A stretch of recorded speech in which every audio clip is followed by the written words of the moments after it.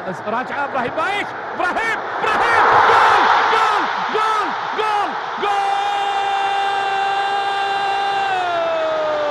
ابراهيم بايش يسجل الهدف العراقي الاول ويعلن عن احتفاليه كبيره في مدرجات ملعب جذع النخله. هو يعيد سيناريو الهدف الجميل الذي سجله في مرمى قطر.